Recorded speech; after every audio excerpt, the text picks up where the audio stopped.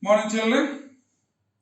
So in the previous lesson we have seen about the northern mountains, the Himalayan ranges, which have three parallel ranges and the three ranges, isn't it? The Himadri, Himachal and Shivaliks.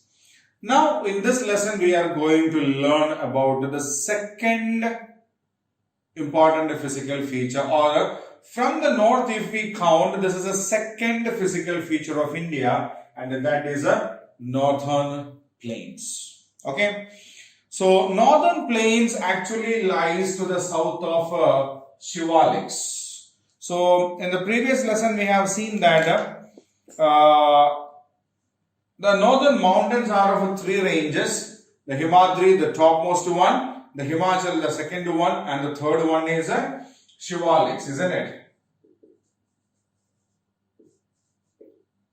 South of Shivaliks. Okay, so if this is the Shivalik range, then this is the region which is known as the northern plains, right? So from east to west, if we measure the length of northern plains, from east to west it is around 2,400 kilometers. From east to west, the total length of northern plains is around 2,400 kilometers, and the width at places it is 150 kilometers, and there are areas where it stretches up to 300 kilometers. Okay. So, northern plains is the second most important physical feature of India, or the second physical feature from the north. It lies to the south of Shivaliks, the third range of Himalayan mountains. It runs east to west or west to east, anyway it doesn't matter. In the west,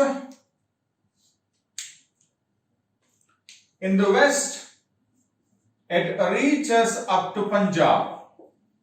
In the west, it reaches up to Punjab, and in the east, it is at Assam. Okay, so one of the most important northeastern state of India, Assam, from Assam to Punjab. Right? So North Indian plain is stretched east to west direction. At the east it is found in Assam, and at the west it extends up to Punjab. So from east to west the total length of this northern plain is 2,400 kilometers. The width part of it varies from 150 kilometers to 300 kilometers. Now this particular plain, the northern plain, is a very fertile land area. Okay, this is a purely plain land. It's purely flat plain land, and it's very fertile land area. It's very fertile land area just because of the reason that there are plenty of rivers flowing in this region. There are plenty of rivers. In that plenty of rivers, three rivers are very important. One is Satluj, second is Ganga, third is Brahmaputra.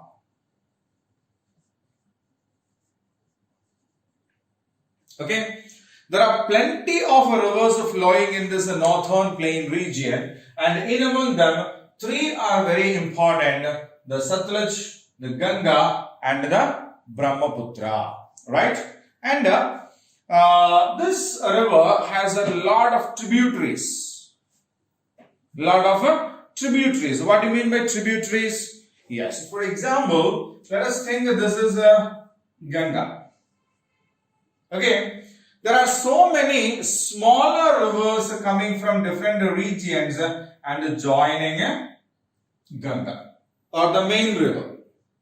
Okay, so these smaller rivers that come from different directions and join a major river is called a tributary.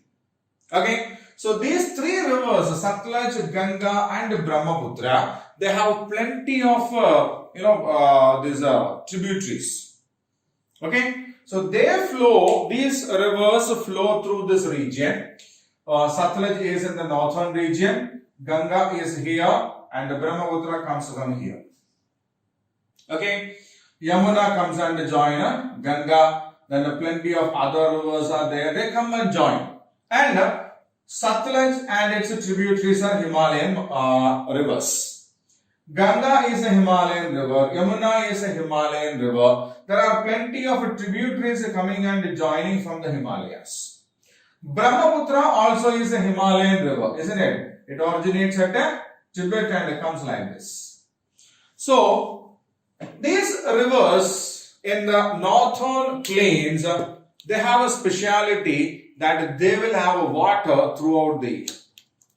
They will have water throughout the year. During winter or during rainy season, rain water is available in these rivers also.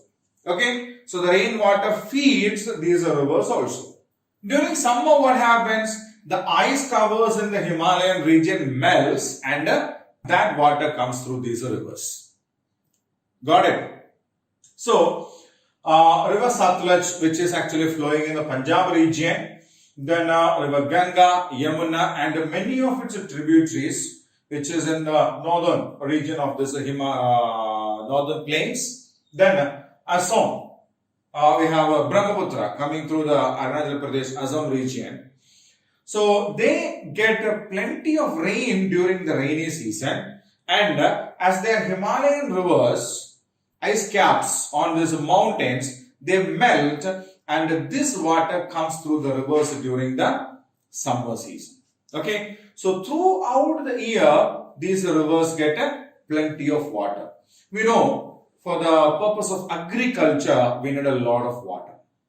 Isn't it? Yes. Now, when these rivers flow, what happens? They bring a lot of things. They bring very soft sand along with them. And when it rains, it has got a lot of forest regions on the sides, isn't it? Yeah, so a lot of waste materials, soil, all these kinds of things, these river carry along with that. And especially during rainy season, it floods. It floods means the river overflows and the water comes out of the river, and there's a plain region is there around the river, across the river banks. They will completely get flooded with this water. And this water actually carries a lot of waste particles, sand, and all these kinds of things, isn't it? Yes, that is called a silt.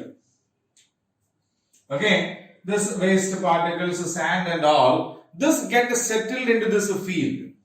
And this sand, this soil is known as a alluvial soil. What is that soil called? That soil is called alluvial soil, and this alluvial soil is very fertile. It's very soft sand with a lot of organic matters mixed in that. Right? So this is a very fertile soil, and this makes this region a fertile plain. Right? So the plain regions on the sides, on the banks of these rivers get flooded during this rainy season, and the silt that is carried by these rivers gets settled there and they become alluvial soil, a very fertile soil which helps in the agriculture. So, water is available throughout the year, soil is very fertile, agriculture is possible throughout the year. Agriculture is possible throughout the year, and they do produce a large number of crops. There are different types of crops being grown there, and that is why this northern plain region is known as the food bowl of India. What do we call the northern plain? The food bowl of India.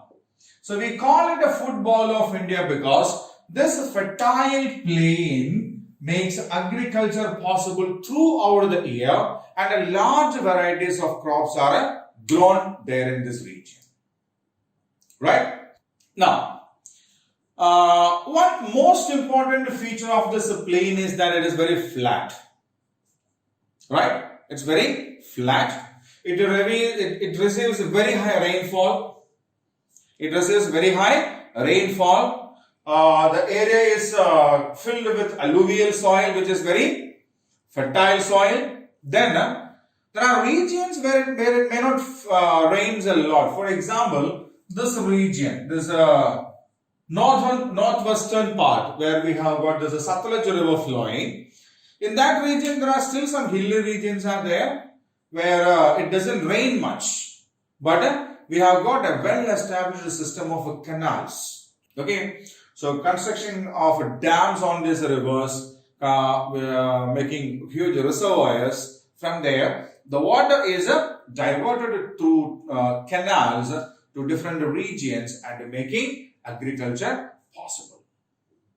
Okay, so the rich soil, plenty of water, and flat land with very good atmospheric conditions, weather conditions, make this land very prosperous, very rich.